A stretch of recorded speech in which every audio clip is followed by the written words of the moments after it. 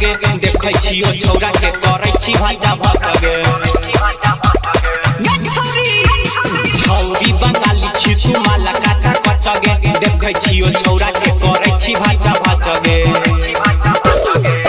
नाचे परतो यादव जी के नाचे परतो सिंह जी के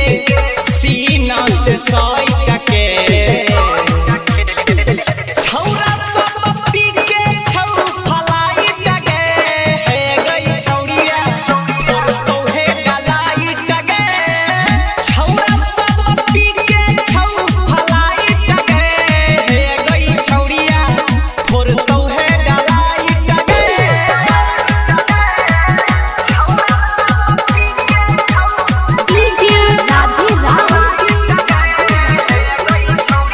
राधिका रिकॉर्डिंग स्टूडियो।